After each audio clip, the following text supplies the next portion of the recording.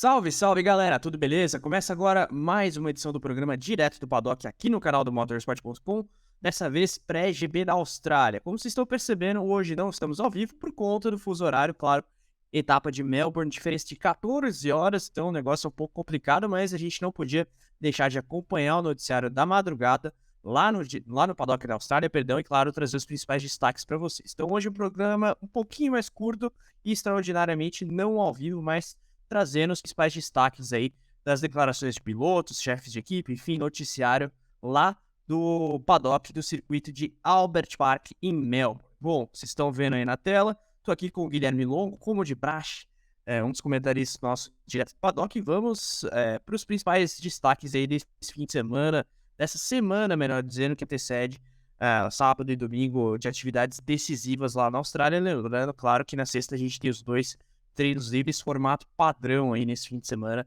de Melbourne. Mas, Gui, tô até meio maluco aqui por conta da madrugada, só que o grande destaque dessa quinta pré-GP da Austrália é a Aston Martin se colocando aí como, digamos assim, pronta para tentar de fato reduzir esse gap em relação à Red Bull, e isso, claro, através de modificações nas configurações do carro, peças novas e investimento, inclusive. Eu queria que você trouxesse para a galera por que a Aston agora está pronta para atacar e tentar tirar esse gap com relação à Red Bull no começo da Fórmula 1 2023. Seja muito bem-vindo.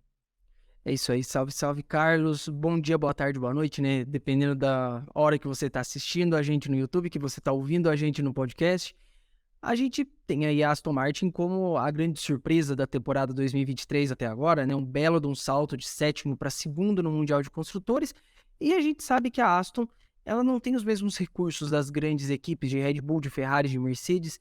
Então as mudanças, elas acabam vindo meio que a conta-gotas. E uma delas a gente tá aguardando aí, né? A Aston Martin, ela tinha se comprometido com uma asa traseira mais focada em alto downforce, em alta geração de downforce, e agora ela tá pronta para começar a testar outros modelos. Isso aí para algumas pistas, especialmente pistas mais rápidas, pode vir a ajudar. Então é o momento da Aston Martin querer reduzir um pouco da vantagem da Red Bull. Vamos lembrar, uma das grandes vantagens da Red Bull é a velocidade, especialmente a questão da asa traseira e o uso do DRS. Então, para a Aston Martin, esse é um ponto importante para atacar e conseguir reduzir essa diferença. E vale uma lembrança, a Aston Martin, que está pronta para atacar a Red Bull, como está aqui na nossa tarja, mas que também está sendo atacada por outros frontes, né? A gente deu aí uma notícia nessa quarta-feira no Motorsport que a Aston Martin perdeu 2 profissionais da área de aerodinâmica, um para a McLaren e um para a AlphaTauri, o que também pode, né, impactar um pouquinho esse trabalho em cima do carro. Vamos ver aí como é que a Aston chega para essa etapa da Austrália, mas é interessante esse aspecto que você coloca, né? Tentando reduzir o gap com relação à Red Bull, mas também se preocupando, olhando para o retrovisor com relação a Mercedes e Ferrari.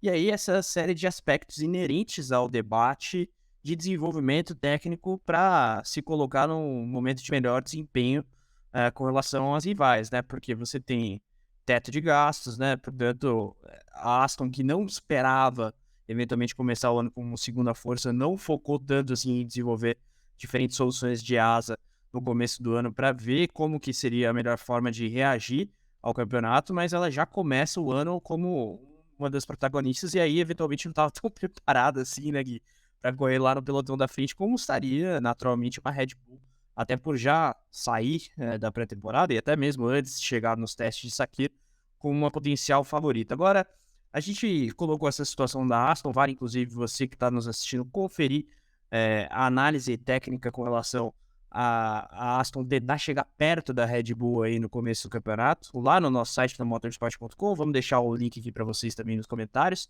Mas eu queria também destacar a situação da Red Bull, né? A gente vê Alonso e Verstappen aí na foto nessa quinta-feira, dia de mídia da Fórmula 1 lá na Austrália. Só que depois da vitória do Pérez, todo aquele rolo, aqueles rádios lá na Arábia Saudita, lembrando que o Max está apenas 1 ponto na frente do mexicano por conta do ponto extra pela volta mais rápida em Jeddah, a gente muito debateu, inclusive aqui no motorsport.com, sobre a possibilidade de termos de fato uma briga entre Verstappen e Pérez nesse campeonato, uma vez que a Red Bull está bem à frente da concorrência, né? Vamos ver se a Aston diminui esse gap, mas O Pérez mesmo falou sobre isso, né, Gui? Eu queria que você repercutisse as declarações do piloto mexicano antes do GP da Austrália. Manda bala. A gente sabe que ficou um clima meio estranho ali na Red Bull, né? A questão da volta mais rápida, ataca, não ataca. Deu para ver ali que o clima não ficou dos melhores. E o Pérez, nessa quinta-feira, deu uma entrevista para a DAZN, lá da Espanha, para falar que, entre aspas, está tudo resolvido, mas também deixando um recado aí para o futuro. Ele falou o seguinte: está tudo claro com a equipe, houve um problema de comunicação. E aí ele continuou falando, né, que a situação acabou ganhando uma dimensão muito maior do que a realidade, que o clima, na verdade, dentro da Red Bull é muito bom. Só que aí ele completou falando o seguinte: espero que um ponto não faça a diferença no futuro. A chave será manter esse nível durante as 21 corridas. E a gente sabe que exatamente esse é o problema do Pérez, né? Manter esse mesmo nível ao longo de 21 corridas. Se equiparar ao Verstappen em número de vitórias, se manter próximo a ele na luta do Mundial. A gente sabe que o Pérez, nos últimos 2 anos, não conseguiu fazer isso. Teve um único, brevíssimo período de tempo em que ele se aproximou do Verstappen, e a gente sabe que no ano passado, quando aconteceu isso, depois o Verstappen deslanchou, emendou aí uma sequência de vitórias a ponto de vencer o título sem problema nenhum. Verstappen, apenas para a gente registrar o destaque aí das manifestações do piloto holandês nessa quinta pré-GP da Austrália, ele disse que ficou como se tivesse com um pulmão faltando lá quando ficou doente antes do GP da Arábia Saudita. Então, fica aí o registro curioso com relação ao que disse o Max lá no paddock de Melbourne. Isso que ele tava com gastroenterite, né? Não era nem Pois é. Covid nem nada, para estar falando de pulmão. Mas vale lembrar, até para quem porventura não acompanhou, né? Acho que foi na quarta ou na quinta-feira. Ele falta na quinta-feira, se não me falha a memória. Na quinta-feira ele falta. Mídia da Arábia Saudita, porque ele postergou a ida para Jeddah, porque estava doente. Então, tava como se tivesse com o pulmão faltando. Essas são as palavras do holandês com relação ao problema lá antes da etapa saudita. E, bom, mesmo assim, ele fez aquela grande corrida de recuperação, saindo de 15º no grid para terminar em segundo. Bom, falamos sobre a Aston, sobre a Red Bull, trouxemos aí a situação do time austríaco, as expectativas da equipe britânica de Silverstone, capitaneada aí pelo Alonso, nessas próximas etapas de 2023. Temos que falar também da situação da Ferrari, meu caro Guilherme, porque Carlos Sainz foi sincerão aí nessas entrevistas pré-GP da Austrália, não poupou palavras para falar que a Ferrari de fato está aqui na concorrência nesse momento, que precisa correr atrás do prejuízo. E até complementando, né, antes de passar a bola para você comentar, Gui, no Telemetria, nosso programa com o Rico Penteado, engenheiro brasileiro que por tantos anos chefeu o departamento de motores da Renault na Fórmula 1, Telemetria ontem apresentado pelo Eric com a companhia do Rico. O Rico falou que os contatos que ele tem na Ferrari ali, o pessoal que ele conheceu na época de paddock, disseram para ele que a situação está um pouco complicada e que Frederico Vasseur vai ter bastante trabalho. Então o cenário aí não é dos mais favoráveis e parece que a Ferrari já está pensando numa etapa específica para tentar dar o pulo do gato e voltar ao pelotão da frente de vez, né, de maneira consistente. Gui.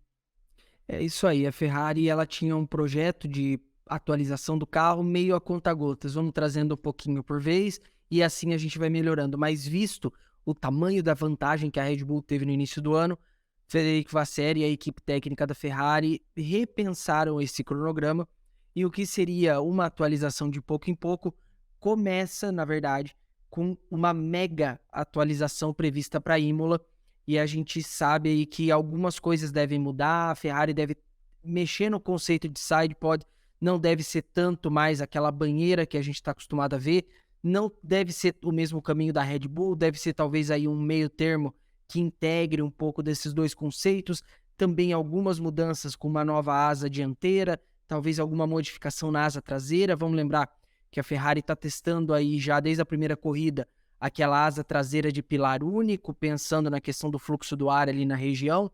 Então a gente deve esperar aí grandes mudanças, mas o Sainz nessa quinta-feira já falou aí algumas coisas interessantes, né? Basicamente que a Red Bull matou qualquer chance de oposição com um carro tão dominante em 2023, que a Ferrari sabe onde errou no carro de 2023 e falou aí que a Ferrari tem que se inspirar no buraco da Mercedes em relação ao ano passado, né? O quão mal a equipe estava e depois chegou até a ganhar a corrida, mas também falou que é um carro bem imprevisível. Então, fiquem de olho no Motorsport, a gente vai trazer aí os principais destaques dessa entrevista do Sainz, mas que ele fala bastante coisa interessante aí, especialmente essa do carro ser imprevisível, que eu acho que é um negócio que não deve pegar muito bem.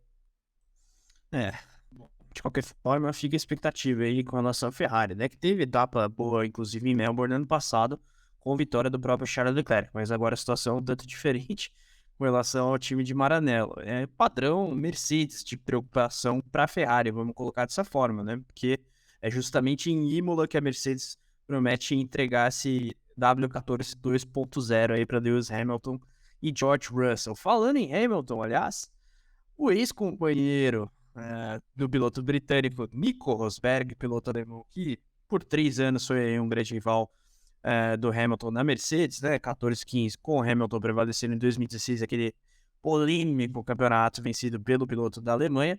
Ele falou sobre a fraqueza, a grande deficiência, digamos, do Hamilton na relação com o companheiro de equipe, quando esse companheiro de equipe coloca o Hamilton contra a parede, se é que a gente pode abordar dessa forma. Gui, qual que foi o comentário aí do Rosberg com relação ao heptacampeão do mundo? O Conrado sempre inspiradíssimo, colocando essa excelente imagem do Nico quando a gente aborda os comentários dele. Vai daí, Gui.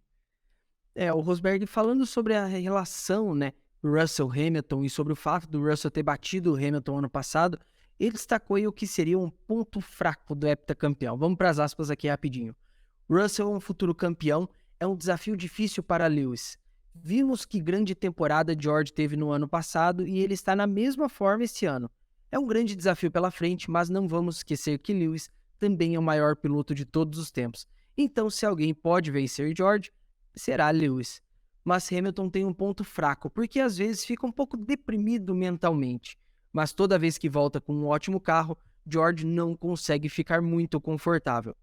Eu acho que a gente já viu um pouco esse deprimido mentalmente do Hamilton aí. Gosto muito de lembrar a última corrida de 2016, quando o Rosberg é campeão, que Deus e o mundo vêm falar pro Hamilton, deixa o Nico passar, e ele, eu tô perdendo o título, pra que eu vou fazer isso? Essa corrida, aliás, que foi espetacular, né? A galera às vezes esquece quando o Hamilton é colocado em uma situação de pressão que ele reage de maneira polêmica também, né? O GP de Abu Dhabi de 2016 é um desses exemplos clássicos e eu acho que tá corretíssimo. O Hamilton estava, no caso, na ocasião de tentar, de alguma forma, ali, prejudicar o Rosberg, porque era ele brigando pelo campeonato, né? Não era um piloto de outra equipe contra o Nico. Agora, antes da gente passar para o próximo tópico, só registrar aqui uma, digamos, informação de última hora que chegou aqui para nós, antes até da gravação do nosso direto do Paddock pré-GB da Austrália. O próprio Hamilton, ele reagiu aí à condenação sofrida por Nelson Piquet, confirmada na última sexta-feira em primeira instância na Justiça de Brasília. O Nelson foi condenado a pagar 5 milhões de reais, lembrando que cabe recurso por conta das ofensas de caráter racista e homofóbico contra o Hamilton naquela entrevista na qual ele comenta a briga pelo título de 2022 entre o Lewis e o próprio Verstappen, e também a briga de 2016 exatamente entre o Rosberg e o Hamilton, né? Gui, eu queria até colocar aqui a oportunidade da gente fazer esse registro, porque o Hamilton falou lá na Austrália, né? É algo que repercutiu internacionalmente, e se você puder trazer, perdão, as palavras do Lewis, acho que vale a menção aqui, depois a gente passa para os próximos tópicos. Isso aí, importante trazer, né? Até porque a gente está gravando isso no meio da madrugada, então realmente foi uma informação que chegou de última hora. Então vamos lá para as aspas de Lewis Hamilton. Bem, quando aconteceu, fiz comentários sobre isso. Acho que ainda acredito que geralmente não devemos dar uma plataforma às pessoas com discurso de ódio.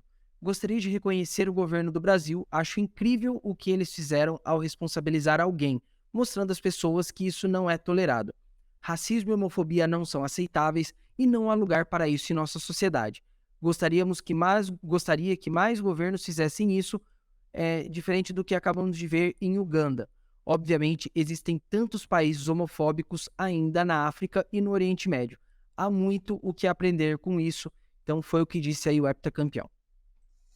Apenas seja estranho, eu acho que o que ele quer dizer com o governo é o governo não eventualmente suprimir o Ah, combate a é. esse tipo de coisa, né? Não é Ele fala algo mais necessariamente. especificamente a justiça também, né? Exato, é. Claro que isso é um negócio que estava correndo aí do ponto de vista da justiça, independentemente de governo X ou Y, mas enfim, fica o registro. Agora, voltando à situação da Mercedes do ponto de vista de pista, não necessariamente da Mercedes, mas enfim, pegando como gancho uma diretiva técnica da Federação Internacional de Automobilismo relativa ao porpoising e que veio à tona no ano passado muito por conta de lobby da Mercedes, que a gente tanto debateu aqui nos programas do motorsport.com, né, que parece que essa diretiva técnica, na verdade, ela não foi abolida, como inicialmente se noticiou, mas apenas suspensa. Eu queria que você explicasse a situação de maneira sintética, mas é claro que isso demanda um tempinho aí, dá pra gente colocar os diferentes aspectos da cronologia dessa polêmica, né, que é algo que tá vindo já faz bastante tempo, né?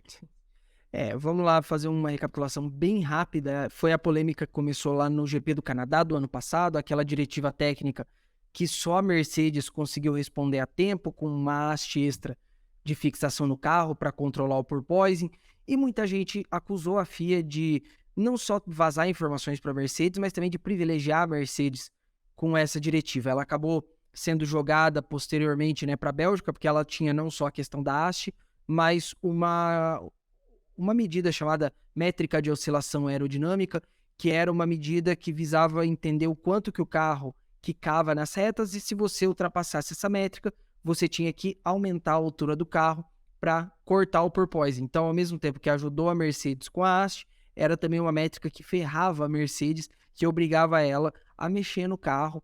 E a gente sabe carros efeito solo, quanto mais longe do chão você tá, pior vai ser a sua performance. E foi investigado, né, pela equipe italiana do motorsport.com, que na verdade essa diretiva técnica não foi aplicada no início da temporada e que na verdade a FIA teria abolido ela do regulamento. Então a FIA respondeu à equipe italiana do motorsport.com falando que na verdade ela não está abolida, ela só está suspensa temporariamente, ela não está sendo medida nesse começo de temporada porque a FIA acredita que as mudanças no regulamento meio que tiram a utilidade dessa métrica. Porém, eles falam que vão continuar avaliando e, se caso necessário, ela volta a ser aplicada posteriormente.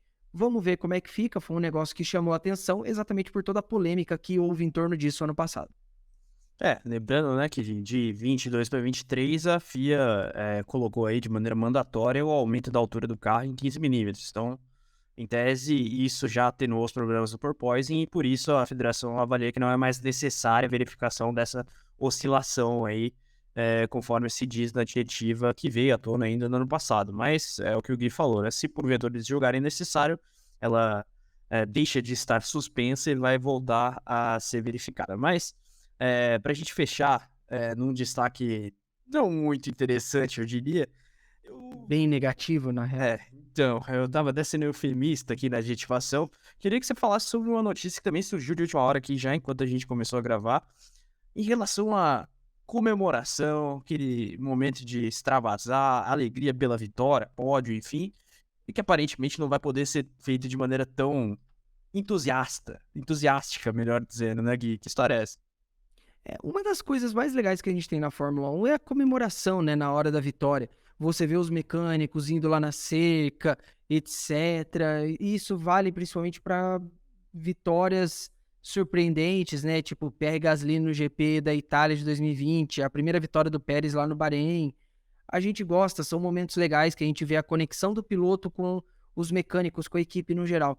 E surgiu agora há pouco, a gente está chegando aí a 20 minutos de programa, e surgiu a menos de 20 minutos, que a Federação Internacional de Automobilismo divulgou uma carta, enviou, né, uma carta pelo nome do diretor de provas Newsweek às equipes, falando que agora está proibido para os mecânicos, engenheiros, membros das equipes subirem nas cercas, pegarem esses espaços que tem aí na hora de uma vitória, na hora de um pódio, o que eu acho lamentável, assim, isso faz parte da comemoração, da celebração do esporte.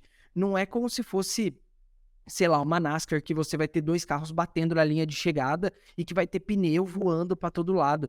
Não é uma coisa necessariamente perigosa, sabe? Eu acho que a Fórmula 1, e aí eu falo em nome de Stefano Domenicali, e a FIA, em nome do diretor de provas da Fórmula 1, tem questionado e pleiteado algumas mudanças na Fórmula 1 que são ridículas. A gente teve aí todo o debate em torno dos treinos livres. Olha, isso aí é uma cena bonita.